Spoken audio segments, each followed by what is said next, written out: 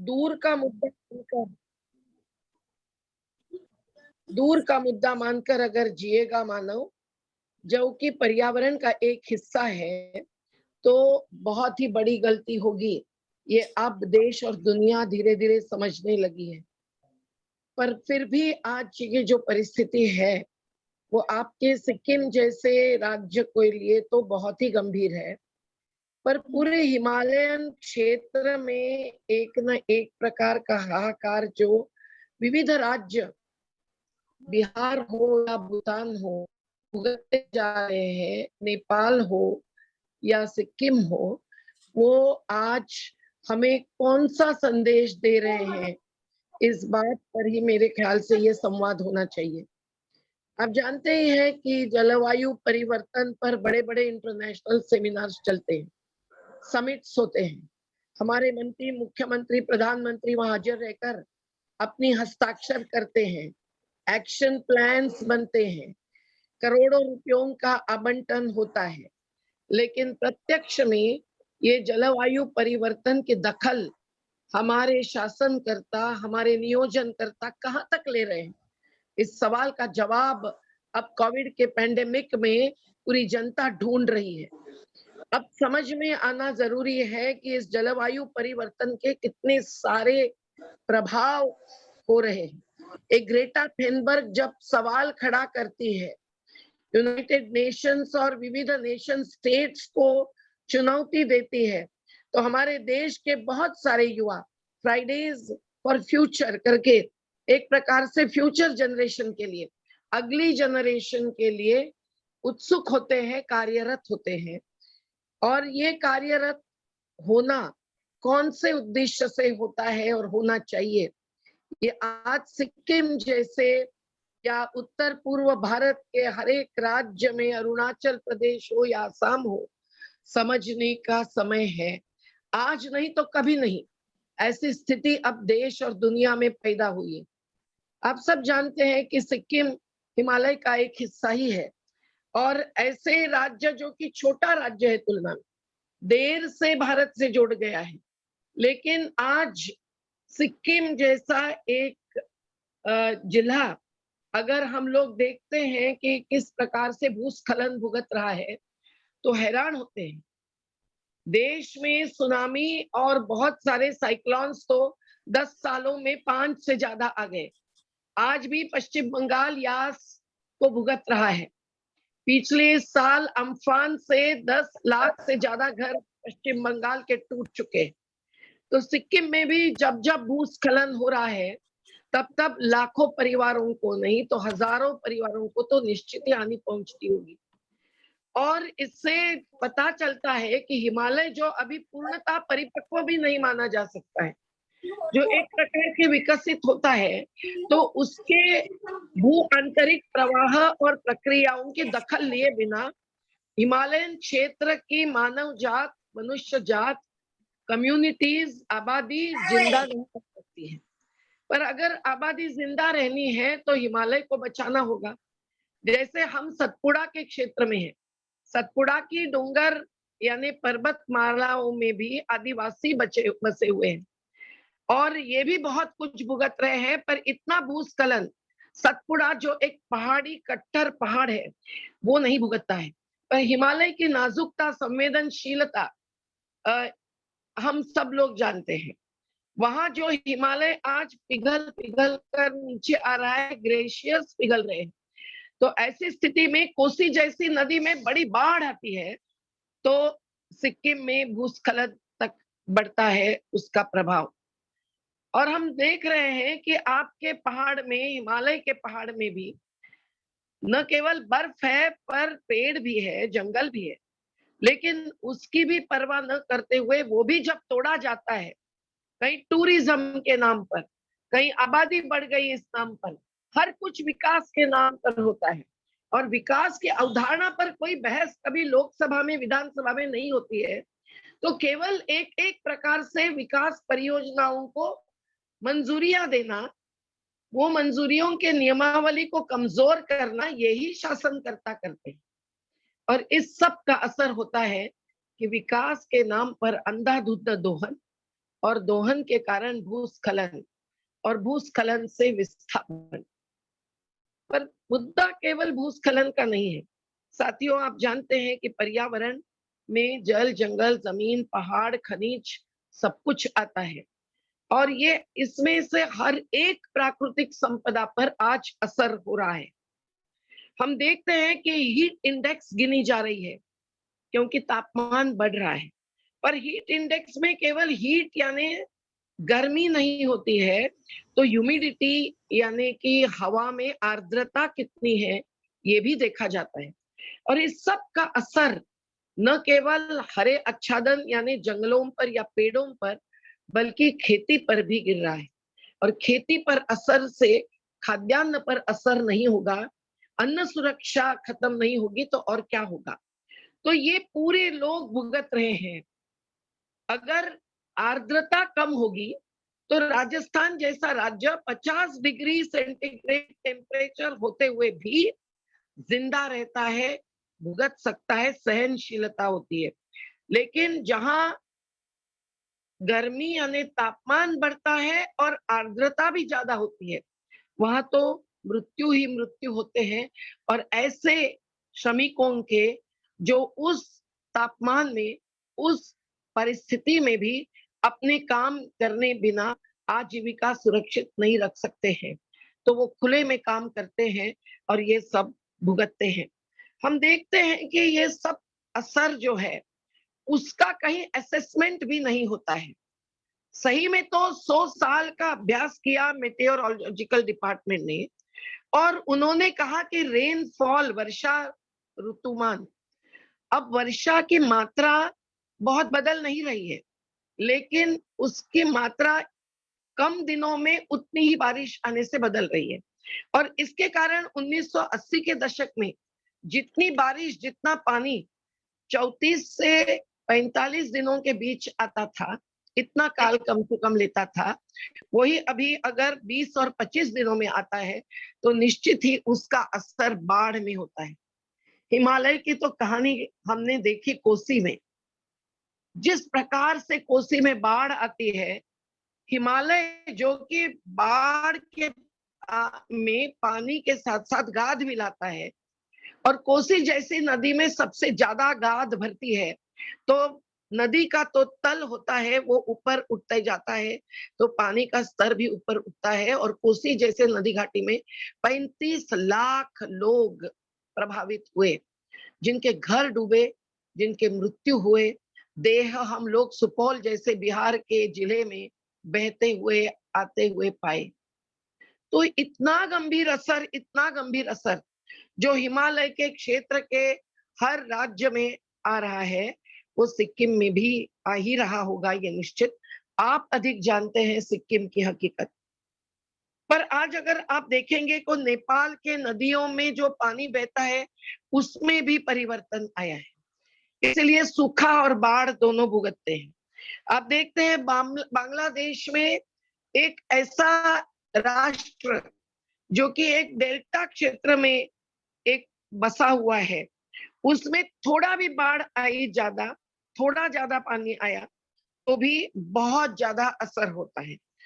तिब्बत में भी बहुत सारे ग्लेशियर के पिघलने से तालाब बनते हैं और ऐसे तालाब हिमालयन के क्षेत्र में ग्लेशियर लेक जिसको कहते हैं, ऐसे बनते हुए जो कृत्रिम तालाब बनते हैं, वो एक न एक प्रकार से बैरियर खड़े करते हैं, पूरे प्राकृतिक व्यवस्था को धक्का देते हैं।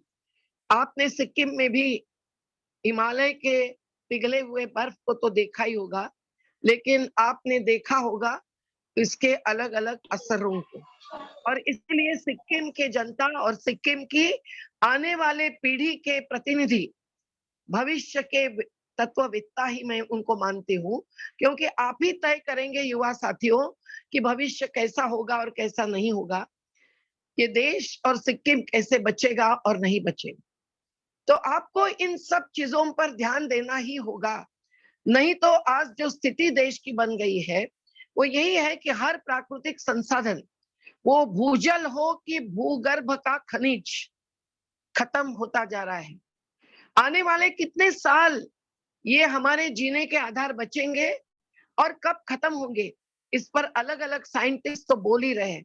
पर पूरी दुनिया के 1500 वैज्ञानिक कह रहे हैं कि घड़ी टिक टिक टिक टिक कर रही है। ज्यादा दशक नहीं बचेगी मानव जात। कहीं गर्मी से, कहीं बाढ़ से, कहीं भूचाल यानी भूकंप से खत्म होती जाएगी। और ऐसी स्थिति में हम लोगों को पर्यावरण का विचार हमारी सोच में, हमारे सिद्धांतों में, हमारे जीवन प्रणाली में अपनाने के सिवाय दूसरा रास्ता नहीं। पर देश में क्या हो रहा है? जिन शासनकर्ताओं का दावा होता है कि तमाम संसाधन इनके एमिनेंट डोमेन का हिस्सा है, यानी उनका ही अधिकार है, वो गांव को पूछते नहीं है। जहां सादगी और स्वावलंबन की जिंदगी है, जहां मूल निवासी अपनी जीवन प्रणाली से आज तक प्रकृति बचाते रहे हैं, उनको भी कोई पूछता नहीं है। सिक्किम में मैं आई थी एक ही बार, वो तीस्ता परियोजना से आगे चलकर लेप्चा के कम्युनिटीज पर जो असर आ रहा था, उसके खिलाफ जो लेप्चा कम्युनिटी लड़ रही थी, जो मूल निवासी है सिक्किम के, उनको साथ और समर्थन देने के लिए। और साथियों, उस पद यात्रा में जब तीस्ता के किनारे किनारे हम आगे बढ़े और अब मैं भी शामिल हो गई, तब मैंने देखा कि उनकी जिजीविषा, जीने की इच्छा, प्रकृति को जिंदा रखने की तमन्ना और आत्मविश्वास के साथ जुड़ी हुई थी। और इसीलिए ये बहुत जरूरी है समझना कि जब मूल निवासी आवाज उठाते हैं, तो वो केवल कहीं विस्थापन या विनाश के खिलाफ नहीं हो सकता है। वो एक विकल्प देता है, और वो विकल्प एक जनतांत्रिक विकल्प है, केवल पर्यावरणीय विकल्प नहीं है। जनतांत्रिक विकल्प में हम उसको कहते हैं विकेंद्रीकरण सत्ता।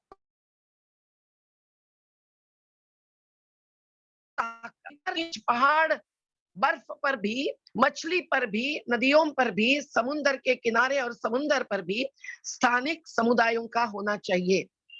कम से कम उनको पूछे भी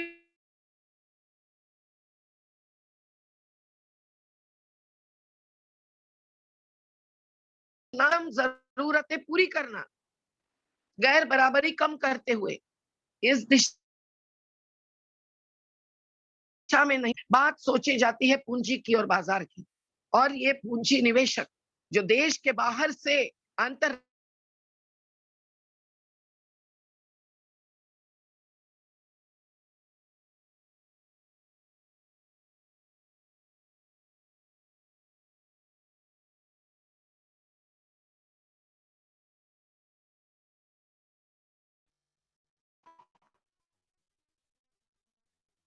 हेलो,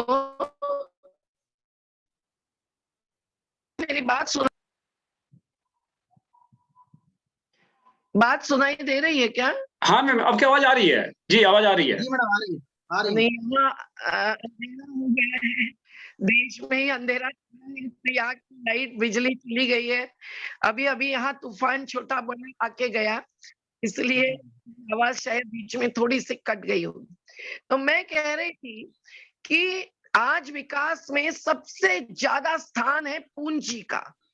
प्राकृतिक पूंजी को नजरअंदाज करते हुए, केवल पूंजी देश की हो विदेश की हो, जो बड़े बड़े कॉरपोरेट्स के द्वारा विकास की परियोजनाओं को अपने हाथ में ले रही है, और जिसके तहत बाजार की सोच ज्यादा है। अंतरराष्ट्रीय बाजार, देशी बाजार की कीमतों के आधार पर पेट्रोल और डीजल की कीमत बढ़ती है।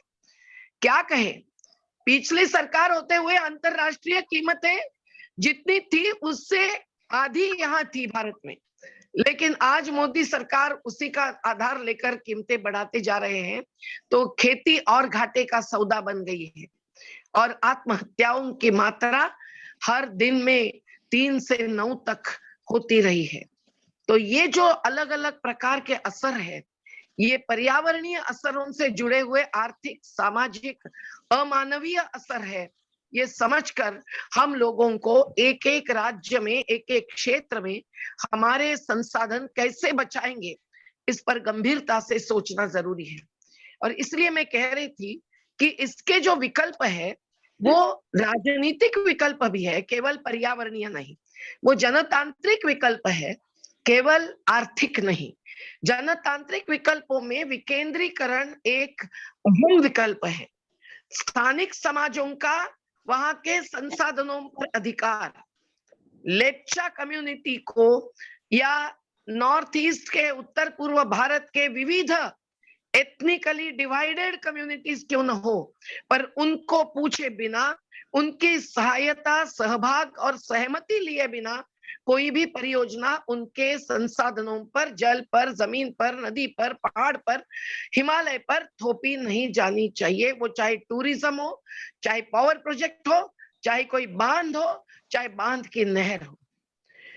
और ये आग्रह अगर हम पकड़ेंगे तो ही कुछ परिवर्तन आएगा हमारे नियोजन में, हमारी अर्थव्यवस्था में। और इसलिए साथियों, आज हम सब लोगों को पर्यावरणीय कानून भी जो बदल रहे हैं उसकी दखल बहुत गंभीरता से लेनी चाहिए। हम खुश है कि EIA 2020 का नोटिफिकेशन, यानी क्या, कुछ अपने युवा साथियों को नहीं खबर होगी तो मैं थोड़ा सा बताती हूँ कि 1986 में इस देश में पर्यावरण सुरक्षा कानून आया। उस कानून के अमलीकरण के लिए अलग अलग नोटिफिकेशन यानी राजपत्र यानी नियमावली एक प्रकार से निकली। 1994 में पहली बार आया। मुझे याद है कमलनाथ जी पर्यावरण मंत्री थे। हमने नर्मदा के मुद्दे पर उनके केबिन में कब्जा लेकर उनसे संवाद किया था।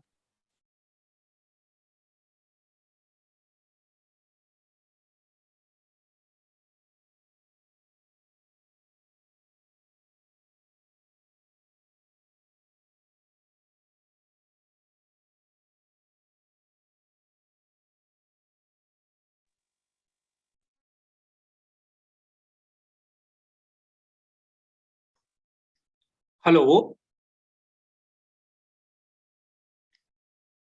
योजना बनने के पहले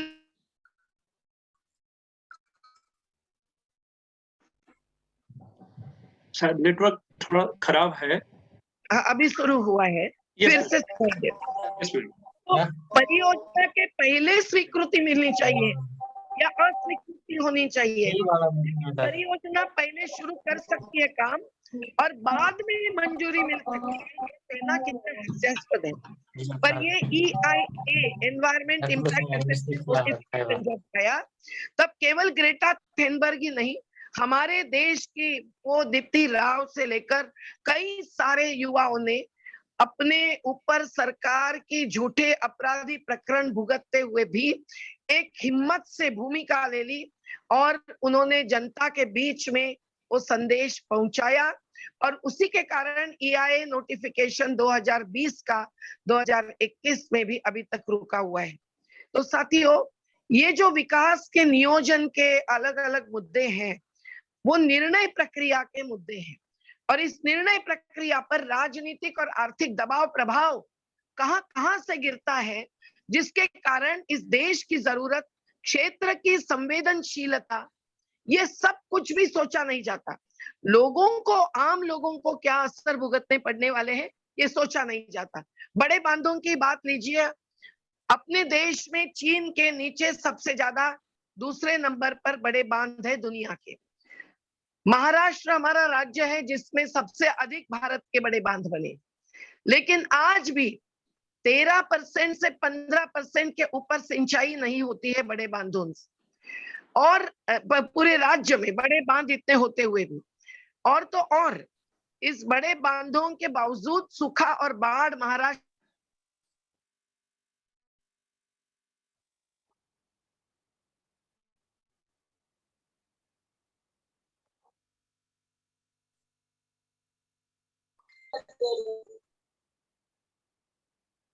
आज भी जो खड़े हैं ऐसे तालाब बने हैं, विकेंद्रित जल नियोजन किया है और आज भी कई सारे वन विभाग जैसे विभाग छोटे तालाबों की बात करते ही रहते हैं, वन तालाब, खेत तालाब, लेकिन दूसरी बाजू ये बड़े बड़े बांध बांधकर जो अच्छी से अच्छी खेती की उपयुक्त जमीन होती है नदी घाटियों की, वो बर्बाद की जाती है और पीढ़ियों के बसे हुए गांवों को विनाश के कगार पर ढकेला जाता है।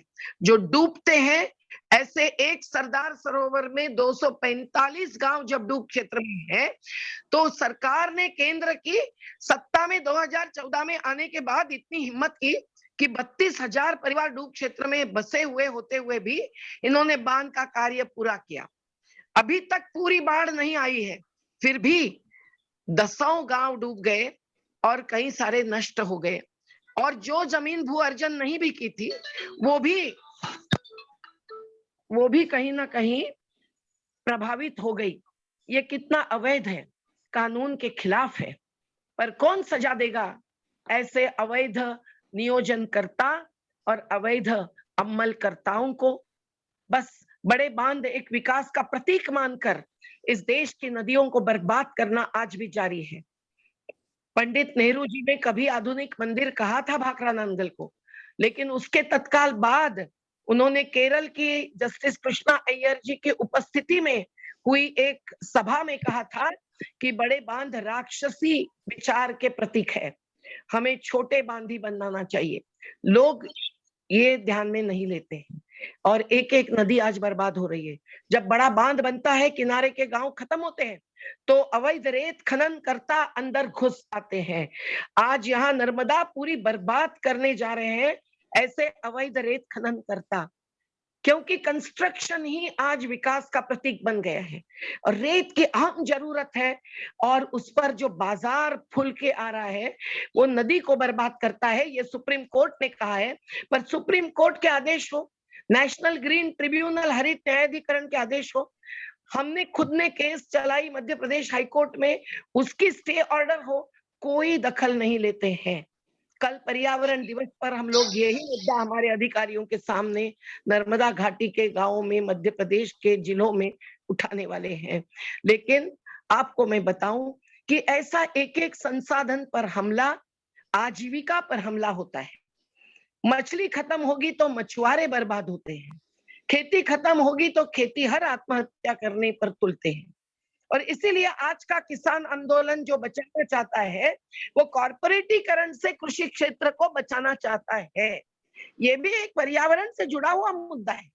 खेती अगर केवल एक वस्तु बनती है, तो आज शिक्षा का भी वस्तुकरण हुआ है, स्वास्थ्य सेवा का भी वस्तुकरण यानी कमोडिफिकेशन हुआ है। So considering even agriculture or horticulture as a commodity, when the corporates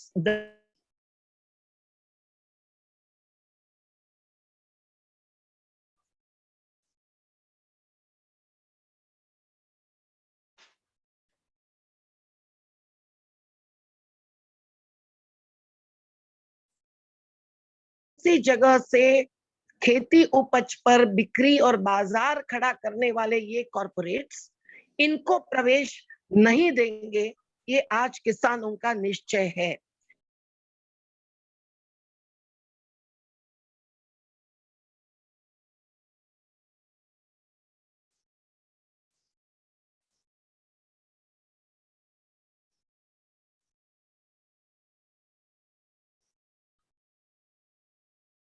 बड़ी कंपनियों के ही गोडाउन होंगे और फूड कॉर्पोरेशन ऑफ इंडिया के गोडाउन टेंडर होकर बेचे जा रहे हैं, तो फिर राशन व्यवस्था भी खत्म होगी, क्योंकि एफसीआई के गोडाउन से सस्ता अनाज गरीबों को मिलता है।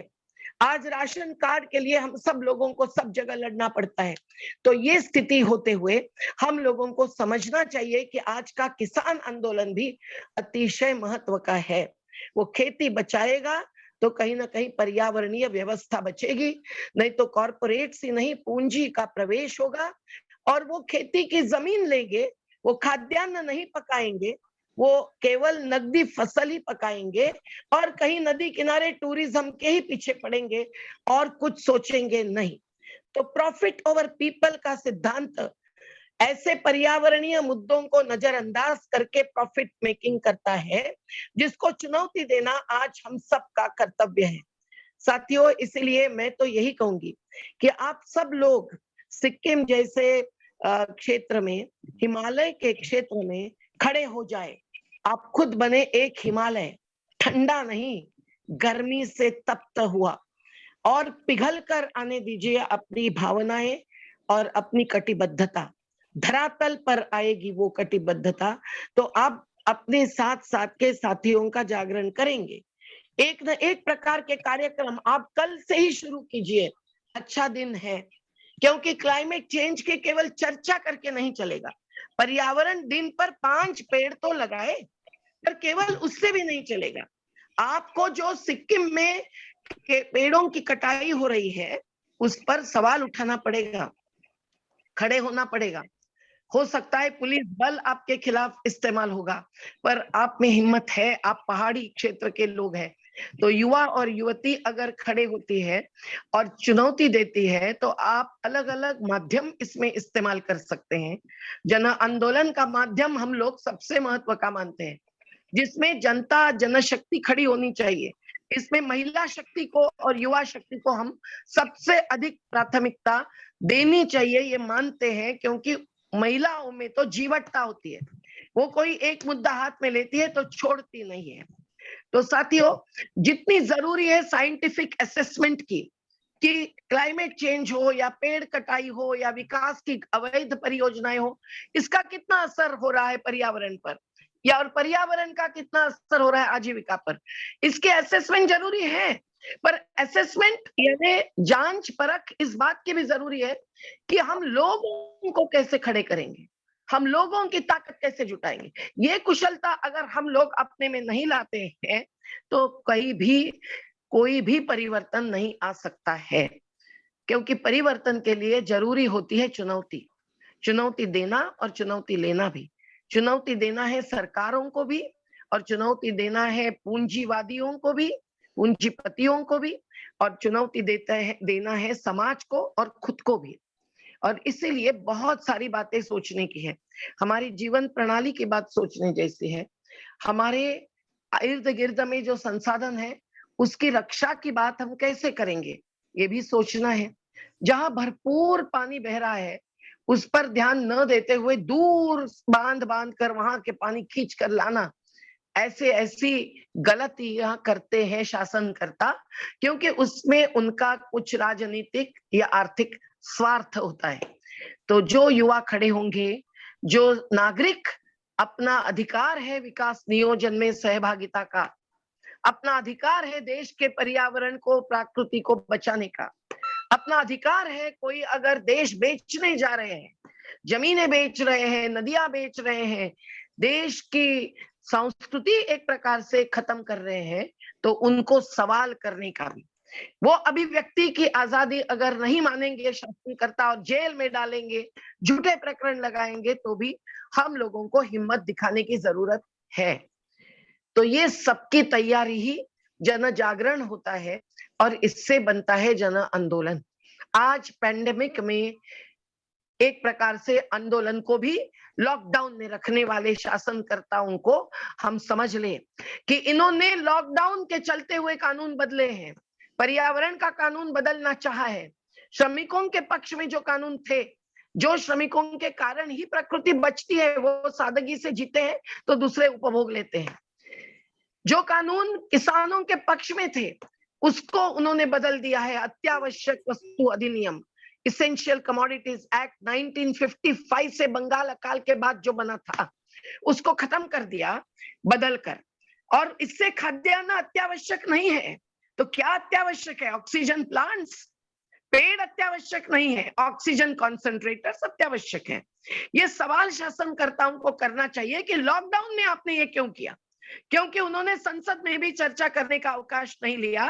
तो हम सब लोग जो संसद के बाहर है, वो अपनी आवाज नहीं उठाएंगे तो कौन उठाएगा?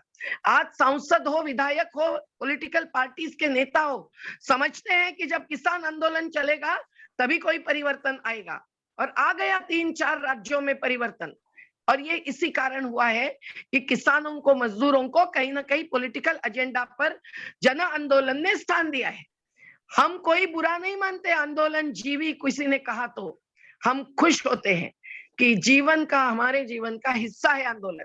और आंदोलन अन्य श्रमिकों का, इस देश के बहुसंख्य समाज का, जाति पाति मजहब प्रांत लिंग वर्ग भेद के पार हिस्सा है। उसके बिना उनको न्याय नहीं मिलता, अधिकार नहीं मिलता, तो क्यों नहीं करेंगे आंदोलन? तो आप सब लोग भी आंदोलन जीवी बन जाइए। मैं ये नहीं कहती कि आप तत्काल अपना पढ़ाई छोड़कर हमारे साथ हो जाइए, लेकिन जहां भी है आप, आपके हाथ में अभी अत्याधुनिक माध्यम है। मैं नहीं मानती ऑनलाइन प्रक्रिया को ज्यादा, लेकिन अब दुर्दैव से ये हेमंत भाई जैसे हमको घेरते हैं और तत्काल बात शुरू करते हैं आज के आज। लेकिन ये जरूरी है समझना कि आपके हाथ में जो भी साधन है, एक कलम भी होगी तो आप लेखन कर सकते हैं। आपका वक्तव्य अच्छा होगा तो आप जगह जगह बात रख सकते हैं।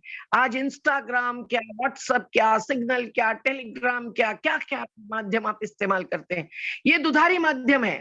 बाजार भी इसको इस्तेमाल करता है, झूठा प्रचार भी इसके द्वारा होता है। पर आपको अगर पर्यावरणीय क्षेत्र को, सिक्किम को बचाना है और हिमालयन क्षेत्र को बचाना है, तो एक एक नदी की हकीकत, एक एक पहाड़ की हकीकत, एक एक समुदाय की हकीकत, किसानों की, मजदूरों की, मछुआरों की, युवाओं के बेरोजगारी की हकीकत भी आप सामने ला सकते हैं। क्योंकि लॉकडाउन का असर कोरोना से भी भयंकर है, ये आज युवा साथी समझ रहे हैं। तो रोजगार मूलक अर्थव्यवस्था क्या होगी? प्रकृति पर निर्भर अर्थव्यवस्था ही रोजगार निर्माण कर सकती है। छोटे घरेलू उद्योग ही रोजगार निर्माण कर सकते हैं। गांधी जी की यही सोच थी और बाबा साहब ने भी दलितों का पानी पर अधिकार के लिए संघर्ष किया था। अगर गरीबों का राज मार्क्स भी मानता था, तो वो राज भी कैसे आएगा? अगर उनको संभव होगा जो हैंडल करना, ऐसा ही यांत्रिकीकरण, ऐसा ही मैकेनाइजेशन आएगा, उस पर एक लिमिट लगाई जाएगी तो ही रोजगार निर्माण होगा। नहीं तो मैकेनाइज्ड इंडस्ट्रियलाइजेशन में अधिकाधिक दोहन भी होगा, कोई परवाह नहीं करेगा प्रकृति की, और उनका ही दबाव प्रभाव कानूनों में भी संशोधन लाएगा जो कभी भी प्रकृति बचाने के या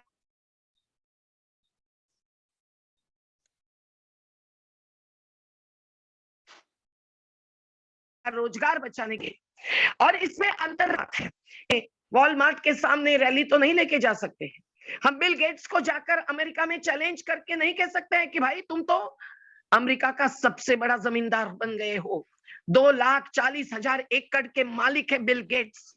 उसने ये गूगलाइजेशन लाया है जिससे कुछ कंपनियां बहुत प्रॉफिट कमा रही है, हमारे बच्चों की शिक्षा बाकी खत्म हो रही है, आदिवासी, दलित, पहाड़ी बच्चों की। तो कैसे इन कॉर्पोरेट के पूंजी निवेश को हमारे शासनकर्ता मंजूर करते हैं? लॉकडाउन में 40,000 करोड़ रुपए का कर्जा विश्व बैंक, एशिया विकास बैंक जैसे अंतरराष्ट्रीय मनी लेंडर से लेते हैं, इंटरनेशनल फाइनेंशियल इंस्टीट्यूशंस के सामने भीख मांगते हैं, उनकी शर्तें कानून बदलने की पर्यावरण के कानून भी मंजूर करते हैं, और दूसरी बाजू 68,000 करोड़ रुपया नीरव मोदी और विजय मल्ल्या जैसे अपराधी कॉर्पोरेट्स को छूट देते हैं, कर्ज उनका मुफ्त करते हैं। पर किसानों को कर्ज मुक्ति हम मांग रहे हैं। किसानों को हर उपज का सही दाम देना चाहिए। पहाड़ में वनोपज के ऊपर जीने वाले आदिवासियों को भी सही दाम मिलना चाहिए। मछली का सही दाम, दूध का सही दाम, ये हमारी मांग है। पर ये कानून लाने के लिए वो तैयार नहीं है, क्योंकि प्रकृति की और मेहनत की उनको कोई परवाह नहीं है, कोई प्रतिष्ठा नहीं है, उसको कोई सम्मान नहीं है, और उस पर जीने वालों का स्थान भी नहीं है। तो साथियों, मैं बस इतना ही कहकर आपकी रजा लेना चाहती हूँ कि जिस प्रकार से आज ये चुनौतियां हमारे और आपके सबके सामने खड़ी है, उन चुनौतियों को स्वीकार करो और हिम्मत से खड़े हो जाओ और अपने साथ ज्यादा से ज्यादा जनता को जोड़ो। और आप तो युवा है, आप अभ्यासक है, आप संशोधक है, जहां जहां आप जिस जिस प्रकार का योगदान इस प्रकृति को बचाने के लिए, जिस पर मानव जाति का बचना निर्भर है, उसके लिए दे सकते हैं, वो देने का संकल्प। कल ही अच्छा दिन है, मैं शुभ दिन नहीं कहूंगी, शुभ अशुभ की बात तो कई बार अंधत्व के आधार पर कही जाती है, अंधश्रद्धा के आधार पर कही जाती है, लेकिन आज शुभ इच्छा नहीं, सदिच्छा देती हूँ ऐसे संकल्प कृत होने के लिए आप सब लोगों को। जिंदाबाद साथियों। मैं ऐसे ही उत्स्फूर्त बोली हूँ, आपको कुछ सवाल हो तो अपन 10-15 मिनट तक लेकर फिर विराम दे सकते हैं क्या? ये मैं हेमंत भाई को पूछना चाहती हूँ। जी, हाँ, दी कुछ सवाल भी आए हुए हैं।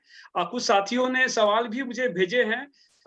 हम सवाल-जवाब के पहले हम 5 मिनट समय हम अपने जो रीजनल डायरेक्टर हैं, हम उनको दे सकते हैं दीदी आपके परमिशन से? ज़रूर, ज़रूर। हाँ, ज़रूर, ज़रूर। तो ठीक है। Sir Naveen sir Naveen Nayak he is from Odisha. Currently he is working as a regional director in Nehru Yuva Kendra and connected with lakhs of youth. Sir, please sir आपका स्वागत है आज के एनवायरनमेंट डे के पूर्व संध्या पे आयोजित इस कार्यक्रम में। सर। सबको नमस्कार, शुभ संध्या। और मैडम पाटेकर साहब मैडम को हम बहुत दिन से जानते हैं, तो जो 2 ईयर से हेडिंग कर रहे हैं, वो वर्ल्ड का एक नोटेड क्या बोलते हैं संवेदनशील एक प्रतिक्रियावादी नेता है, एक एक्टिविस्ट है। हम उसके बाद से शामिल हैं, लेकिन वो तो बहुत बड़ा बात किए। लेकिन हम युवा के जो बात करते हैं, मैं सिक्किम में 4 साल था। सिक्किम जो है प्रकृति का पुजारी है, और जहाँ प्रकृति है वहाँ पर एक प्रवृत्ति होना चाहिए। प्रकृति को बचाने के लिए प्रवृत्ति होना चाहिए। और जहाँ जंगल है वहाँ मंगल है, और जहाँ जंगल है वहाँ जीवन है, जहाँ जीवन है तो जीविका है। तो हम प्रकृति छोड़ के हम बच नहीं सकते हैं। कोई भी डेवलपमेंट हो, लेकिन सस्टेनेबल डेवलपमेंट हो। ये मैक्रो लेवल डेवलपमेंट होना चाहिए। हम मैक्रो लेवल में ज़्यादा ध्यान देते हैं। मैं देखा हूँ सिक्किम में कि पहले 50 साल पहले सिक्किम क्या था। अभी मैं देखा हूँ कि जब बारिश में आते हैं क्या भूस्खलन होता है, और गर्मी में कैसे भूस्खलन होता है। तो मैडम जी बोले कि हम एक साइड में डेवलपमेंट देखेंगे, but it should be sustainable development. और जहाँ युवा युवती लगेंगे, और एक गांव में भी एक हम जंगल बचा सकते हैं। तो ये छोटा यूनिट बना के, तो युवा क्लब है, महिला मंडल है, हम मूवमेंट कर रहे हैं। और मैं तो 30 साल से जुड़ा हुआ हूँ। मैं पहला उड़ीसा का पहला प्रकृति बंधु अवार्ड मिला है, प्रकृति बंधु अवार्ड मिल चुका है, प्रकृति मित्र मिल चुका है। तो हम नेहरू युवा केंद्र की तरफ से हम हर साल लाखों पेड़ लगाते हैं और लोगों को भी अवेयर करते हैं। एक तरफ तो गवर्नमेंट पॉलिसी है जो कि यूजर फ्रेंडली नहीं है। हम डेवलपमेंट की बात करते हैं, लेकिन सस्टेनेबल डेवलपमेंट नहीं है। उड़ीसा में भी काफ़ी फैक्ट्री हुआ है, इंडस्ट्री हुआ है, लेकिन उसका हाल क्या है? वो जो साइक्लोन हो रहा है, अभी भी उड़ीसा में जो साइक्लोन हुआ, यास आया, पहले भी बंगाल में एम्फान आया था, इसका क्या है? आप देखेंगे कि समुद्र किनारे भी कोई पेड़ नहीं है। तो ये जो चीज़ है, जब ये जन आंदोलन नहीं होगा तो ये काम नहीं हो पाएगा। तो मैडम मेधा पाटेकर जो चीज़ बोले, इसमें यूथ का इन्वॉल्वमेंट और यूथ का जो पार्टिसिपेशन बहुत जरूरी है। तो ये तो एक रेगुलर प्रोसेस है, एक दिन का चीज़ नहीं है। और मैं भी देखता हूँ कि मैं यहाँ आया, घर में 50 पेड़ लगाया, तो ये प्रकृति है। मैं जहाँ रहता हूँ चारों तरफ पेड़ भरा हुआ है, Bhubaneswar is full of trees. तो ये मानव का एक हिस्सा है। तो ये प्रकृति को हम प्रभुति के साथ जोड़ेंगे, और जहाँ जंगल है वहाँ मंगल है, जहाँ जंगल है तो वहाँ स्वास्थ्य है। और ये जो पेंडेमिक के टाइम में भी शायद प्रकृति ने हमको ऐसा चीज किया कि जैसा पोल्यूशन कम हुआ, गंगा नदी में पोल्यूशन बहुत कम हो गया है। तो मेधा पाटेकर को बात को लेके हम गाँव तो पहुँचना चाहिए, और जहाँ भी हो सस्टेनेबल डेवलपमेंट के ऊपर बात करना चाहिए। और सस्टेनेबल डेवलपमेंट जो है ये एग्रो बेस्ड होना चाहिए। हम जो एग्रो बेस्ड की छोड़ के बाकी दूसरे में दौड़ रहे हैं, अल्टीमेटली जहाँ रोजी रोटी कहाँ से आएगा? जहाँ पेड़ है तो वहाँ से खाना मिलेगा, पेड़ है तो वहाँ से एनवायरमेंट मिलेगा, पेड़ है तो वहाँ नदी में पानी आएगा। तो जंगल और जीवन ये जुड़ा हुआ है। तो मैं ज़्यादा नहीं बोलते हुए, I am very thankful to madam Patekar out of our very valuable times. She has given a very inspirational speech and inspirational motivation to the youth. Definitely, we will take it forward for the future of this nation. Thank you. या thank you Naveen sir. दीदी आपको बताना चाहेंगे कि नवीन sir ने जब यहाँ सिक्किम में थे तो आप हम लोग सभी लोग जानते हैं कि नेहरू युवा केंद्र जो गवर्नमेंट की संस्था है, एक ऑटोनोमस बॉडी है। तो जैसे ही ऑटोनोमस बॉडी या गवर्नमेंट की जब बात आती है तो एक आता है कि ढीला काम, लेकिन उस जो एक जो गलत धारणा है इसको सर ने ब्रेक किया, और युवाओं को जो आपने बताया कि इन्वायरमेंट के प्रति जागरूक करना और उनको काफी एक्टिव करना, उसमें नवीन सर का काफी योगदान रहा है। थैंक यू सर आपको आपके वैल्यूएबल स्पीच के लिए। जी शशिकांत गुप्ता जी हैं, वो कुछ प्रश्न धन्यवाद करना चाहते धन्यवाद हैं। नवीन सर। या हेलो यस हेलो हेमंत जी नमस्ते। जी नमस्ते। सबसे पहले मैडम पाटेकर और रीजनल डायरेक्टर नेहरू युवा केंद्र को मेरा प्रणाम। मैडम अभी लॉकडाउन चल रहा है तो अभी लोगों ने ऑब्जर्व किया कि सड़कों पे जानवर निकल आए, नदियों के पानी जो है कई जगहों पे ऑब्जर्व किया गया कि साफ हो गई। फिर से लॉकडाउन खुलेगा, ये स्थिति फिर से रिवर्स हो जाएगी, इस पे आप क्या कहना चाहेंगे? मुझे पूछ रहे हैं? यस मैम सॉरी जी जी फिर से एक बार बोल दिए क्या कह मैम मैडम sorry, मैं ये दूसरे कह रहा में हूं मैं कि लॉकडाउन। जी जी हाँ लॉकडाउन हेलो थोड़े में बताइए। हाँ बोलिए। जी जी लॉकडाउन लॉकडाउन चल रहा है मैडम, तो ऐसा ऑब्जर्व किया गया कि सड़कों पे जानवर निकल आए, नदियां नदियां कई जगहों पे साफ हो गई, तो इसका फिर से रिवर्स हो जाएगा मैडम लॉकडाउन खुलने के बाद, आप इस पे क्या कहेंगी? सही है, पर इसका मतलब लॉकडाउन कायम जिंदगी भर चलता रहे ये भी नहीं है, जी क्योंकि जी नदियां प्रदूषित नहीं होनी है तो नदियों के किनारे कौन से प्रोजेक्ट आ सकते हैं और कौन से नहीं आ सकते हैं, इस पर चर्चा होकर निर्णय होना चाहिए। इसके पूरे नियमावली बनी है। थर्मल पावर प्लांट्स या केमिकल हब्स वहां नहीं आ सकते हैं, लेकिन वो करते हैं। रेत खनन अवैध रूप से चलता है तो नदियां प्रदूषित होती हैं। कई सारी बातें हैं। हर शहर का गंदा पानी जी ड्रेनेज नदियों में छोड़ा जाता है। कहाँ लगते हैं ट्रीटमेंट प्लांट्स? तो ये सब न करते हुए नदियों के किनारे पेड़ रहे, ये देखे, उसको बर्बाद न करे, डुबाए नहीं। और दूसरी बाजू बाकी जिंदगी नदी के पानी के ऊपर आधारित चलती रहे। ये दोनों चीजें साथ-साथ हो सकती है। मनुष्य जिंदा रहेगा या प्रकृति, ऐसा ही नहीं हो सकता है। लॉकडाउन पूर्ण समय चला तो कुपोषण बढ़ेगा, माल नरिशमेंट बढ़ेगी, लोग तो जिंदा ही नहीं रह पाएंगे। तो मनुष्य और प्रकृति दोनों जिंदा कैसे रहेगी, इसका सॉल्यूशन है पूरक विकास निष्कर्ष है, उसका सुझाव है, पर कौन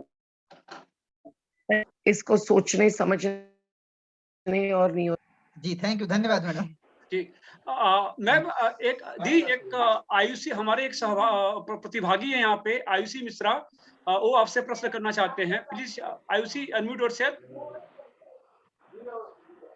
आयुषी या यस सर, नमस्ते एंड सभी को मेरा प्रणाम उत्तर प्रदेश से। सर मैम मेरा एक क्वेश्चन है। वो पेटीएम कर हेलो दूंगा ना, पेटीएम वो कर दूंगा। यस आयुषी तो पूछिए। यहाँ इसमें लोग केवल उत्तर प्रदेश के भी हैं, केवल सिक्किम के नहीं है। नहीं मैम सिक्किम के भी हैं बहुत सारे लोग यहाँ पे। मुझे लगा यस केवल मेरा सिक्किम के। मैम हाँ। मेरा एक क्वेश्चन था कि जैसे कि आपने बताया कि एनवायरनमेंट और लोगों में कोई सामंजस्य अगर रखा जाए तो हम बहुत अच्छा इम्पैक्ट ला सकते हैं। तो वो जो इन्वायरमेंट और लोगों के बीच कैसा संबंध होना चाहिए, जैसे कि एक जानवर और एक मनुष्य आपस में संबंध रख करके अच्छे से रह सकता है, वैसे इन्वायरमेंट और लोग भी तो रह सकते हैं ना। तो उनके पीछे कौन सा मतलब एक मोटिव है, कौन सा ऐसा सिद्धांत है, वो थोड़ा बताना चाहेंगे आप? धन्यवाद। देखिए हम लोगों को तो आदिवासियों से बहुत सीखने लायक है। उनकी हर टेक्नोलॉजी ऐसी है कि एक पीढ़ी दूसरे पीढ़ी तक वही संसाधन पहुंचाएगी, खत्म नहीं करेगी अपनी ही पीढ़ी में। और वो सादगी और स्वावलंबन, ये दो मूल्यों के आधारित उनकी जिंदगी है, इसीलिए ये संभव होता है। पर आज आदिवासियों को भी बाजार भ्रमित कर रहा है, उसकी घुसपैठ हो रही है। तो अगर खेती जैविक होगी, अगर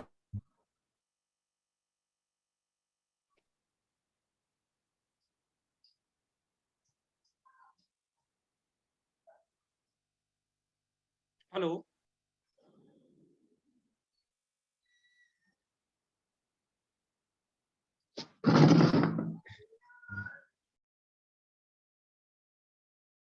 हेलो आवाज आ रही है? कि जो नियोजन करता है वो कहीं ना कहीं आजकल पार्टनर्स बन गए हैं पूंजीपतियों के, और उससे वो फायदा निकालना चाहते हैं प्रकृति रक्षा। मुझे लगता है कि उत्तर प्रदेश में जैसे गंगा का बहुत बड़ा मुद्दा है, अब पूरी गंगा और अलकनंदा, भागीरथी, मंदाकिनी सब उसकी उपनदियां बांध कर एक टुकड़ा भी नहीं छोड़ा है, ऐसा कि फ्री फ्लोइंग अविरल बहने वाली गंगा रहे। इसके कारण न केवल प्रदूषण हो रहा है, क्योंकि पानी स्टोरेज करेंगे तो उसकी क्वालिटी इफेक्ट होती ही है। तो भले शहर में पीने के लिए देते हो, पर पानी की क्वालिटेटिव प्रकृति भी बदलती है। तो गंगा में तो आज न केवल ये हो रहा है, पर रेत खनन अवैध शुरू हो गया है, सूखा और बाढ़ गंगा भुगत रही है। 5 कम से कम साधु संतों ने अपनी जान गंवाई है, वो शहीद हो गए गंगा को बचाने के लिए उपवास करते करते, उनको भी जवाब शासनकर्ताओं ने नहीं दिया है। पर आज गंगा में शव बहाए जा रहे हैं, क्या कहें।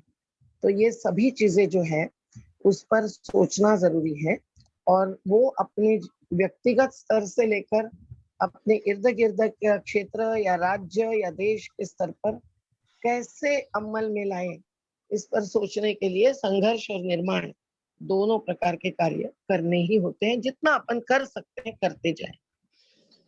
जी यस मैम। मैम, गंगा के बारे में आपने जो बताया, उसके जस्ट पास में मेरा घर है, तो बहुत देख के दुख लगता है कि कैसा आज के समय में हम लोग कैसे उसको हेल्प कर सकते हैं। बहुत सारे यूथ्स ने वहां पे जाकर के बहुत सारे लोगों को अवेयर भी किया, लेकिन उससे कोई इम्पैक्ट ज्यादा नहीं हुआ।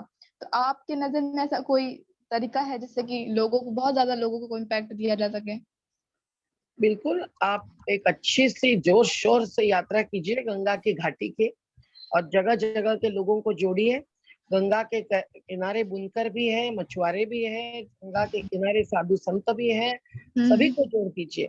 मैंने तो मातृ सदन में जो साधु बारंबार उपवास में बैठे उनको भी कहा कि आप निकल पड़ो, आप कुंभ मेला के समय जो भीड़ होती है, कोरोना की परवाह नहीं करते, उनके बीच में भी जाकर जागरण करो, पर गांव गांव जाकर, बस्ती बस्ती जाकर आप आपके जो नजरिया है, जो सोच और समझ है गंगा के बारे में, वो समझाओ, उसका बहुत बड़ा असर होगा। तो कहीं कहीं छोटे समूह से भी शुरू करें, पर बड़ी जनशक्ति एकत्रित करें, और शासन के साथ संवाद तो हम कभी खत्म नहीं होने देते हैं, पर नहीं, वो तो शासन को नहीं। चुनौती भी देते हैं। और शासन के अंदर जो थोड़े से संवेदनशील होते हैं, जैसे जयराम रमेश जब पर्यावरण मंत्री थे, बात अलग थी, प्रकाश जावड़ेकर बन गए, बात अलग है। तो बात संवादशीलता की और संवेदन की है, और उसका आधार लेकर हम कहाँ कितना असर ला सकते हैं, कैसे पॉलिसीज या प्रोजेक्ट्स बदल सकते हैं। अब गंगा में तो हमको यही देखना है कि अविरल और निर्मल बहनी है, तो फिर कम से कम अभी जो प्रोजेक्ट्स बने हैं उसके डाउनस्ट्रीम में, हर बांध के नीचे वास में कितना पानी छोड़ना चाहिए, इसके बारे में भी नियम सही नहीं बना रहे हैं।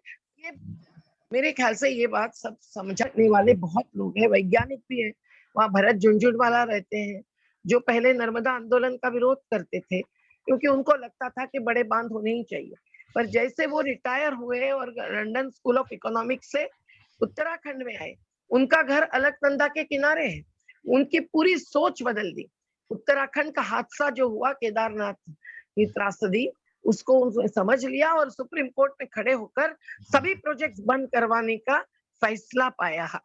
तो देखिए कितना बदल हो सकता है अगर सही स्थिति हम देखें तो।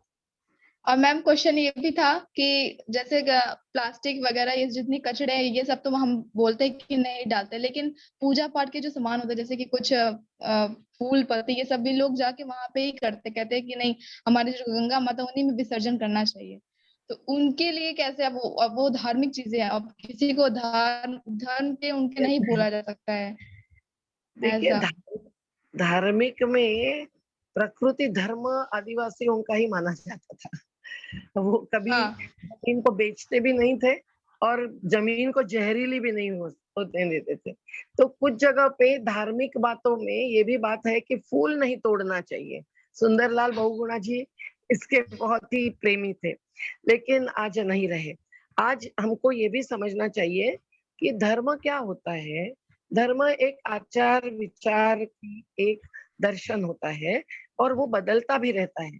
नहीं तो आज अगर धर्म का ही पालन करना है, तो किसी भी धर्म गुरु ने शराब को सहमति नहीं दी है। न मोहम्मद पैगंबर ने, न विवेकानंद ने, न भगवान महावीर ने, न यीशु ख्रिस्त ने, न ही बाबा साहेब अम्बेडकर या महात्मा गांधी ने।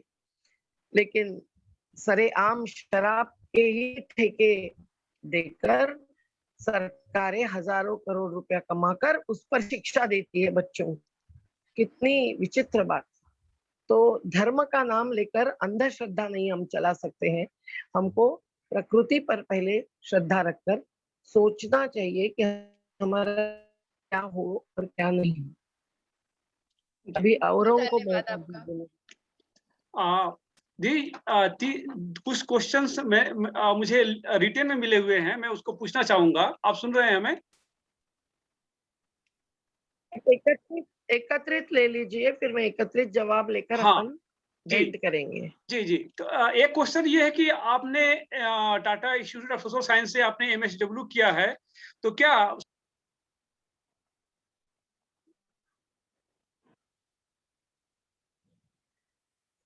बोलिए हेमंत भाई। जी, मैं बोल रहा हूँ, एक्चुअली बीच में नेटवर्क कट गया था। एक तो क्वेश्चन ये है कि आपने Tata institute of social science से आपने MSW किया है, तो क्वेश्चन ये है कि क्या सोशल वर्क के लिए, ऐसे मूवमेंट के लिए MSW जरूरी है? एक हमारे प्रतिभागी हैं, उन्होंने पूछा है। दूसरा क्वेश्चन है कि सामाजिक कार्य में आप एक महिला हैं, लोग बोलते हैं कि महिला काफी प्रॉब्लम होता है, जेंडर एक उनका बंधन होता है, उम्र एक उनका बंधन होता है, तो क्या सामाजिक कार्य या किसी मूवमेंट के लिए जेंडर और उम्र की कोई सीमा होती है? तीसरा क्वेश्चन है कि क्या हम जैसे कि अभी हम एक आप जो है मध्य प्रदेश में रहते थे, आपने बनारस में आके कोको कोला का आपने उसके विरोध में आपने बहुत से रैलियां ऑर्गेनाइज की। क्या स्टेट भी कार्य में बाधा होता है कि नहीं होता है? जी देखिए, ये दोनों मुद्दे जो है, सामाजिक कार्य का अभ्यास डिग्री की बात नहीं है। डिग्री क्या होती है? कागज का टुकड़ा। लेकिन अभ्यास और महिला होना, ये दोनों ही जन आंदोलन को बल देने वाली बातें हैं। पर उसके बिना जन आंदोलन हो ही नहीं सकता। मतलब युवा कर नहीं सकते, युवतियां ही कर सकती है, महिलाएं कर सकती, पुरुष नहीं, ऐसी बात बिल्कुल नहीं है। पर महिला, उनकी जो विशेषता होती है वो जीवटता की होती है। तो वो घर घर तक पहुंचती है, चूल्हे तक पहुंच सकती है, पर पुरुष चूल्हे तक नहीं पहुंच सकते। पर महिला अगर अपनी संयमित जिंदगी बिताती है तो वो पुरुषों के साथ काम करके भी अपना अधिकार लेकर सहभागी हो सकती है, नेतृत्व कर सकती है, कहीं भी किसी भी स्तर पर जन आंदोलन।